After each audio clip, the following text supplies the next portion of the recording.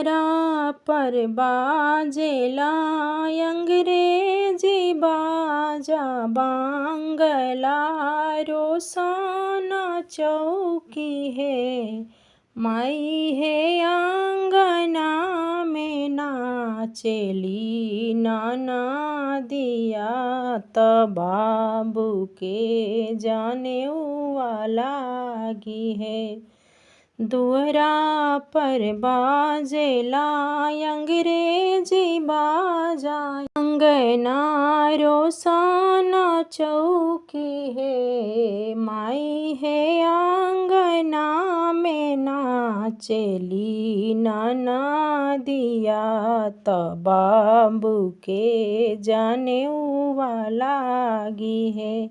अंगना में हाजमा रसिकवा त टुकुर टुकुर नाना दिया देखे है।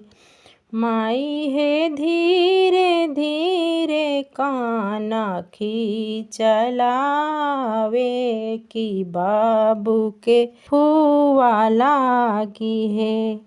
माई है धीरे धीरे काना खींचलावे, ले बाबू के फुआ लागी है।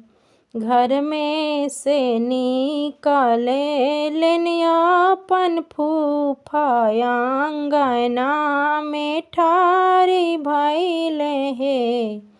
घर में से निकले लेन बबलुआ फूफा, आंगना में ठारी भइले है।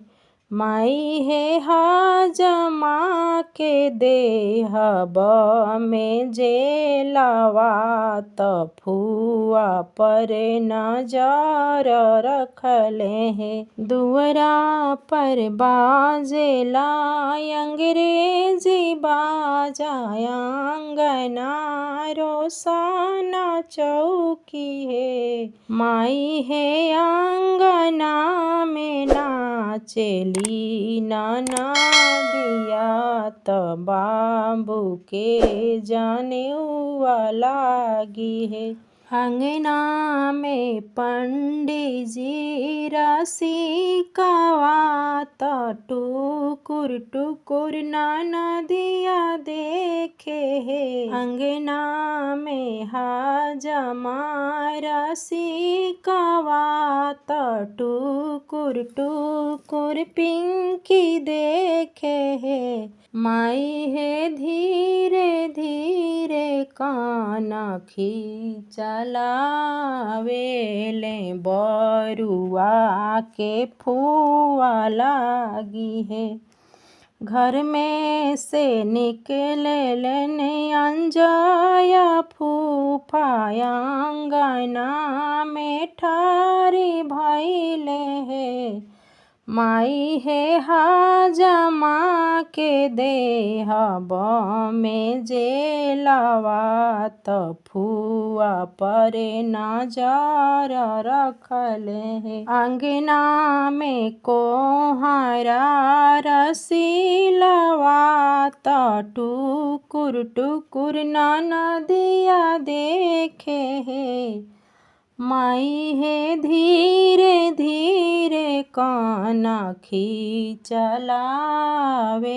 ले बरुआ के फुआ लागी है। घर में से निकले लेने नीराजा फूफा, कोहारा के डांटे ले।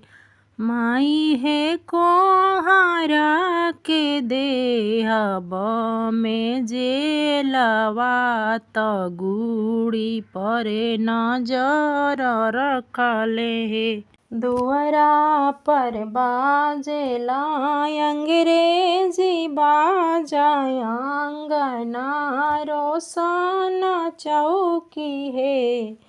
माई है आंगना में ना नाचेली ननदिया त बाबू के जनेऊआ लागी है। घर में से निकलेलिन पिंकी मामी हजमाए क बात बोले है।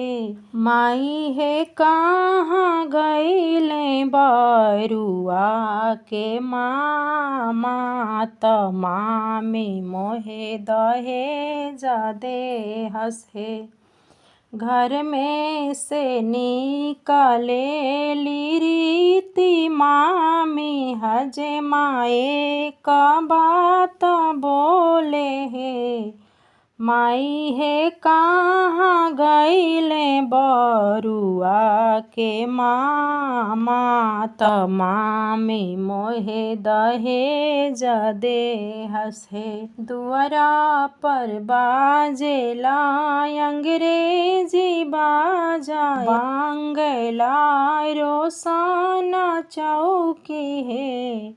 माई है आंगना में नाचेली पूनम फुआ बाबू के जनेऊआ लागी है। माई है आंगना में नाचेली पिंकी फुआ बाबू के जनेऊआ लागी है। माई है आंगना में नाचेली गुड़िया फुआ बाबू के जनेऊआ लागी है।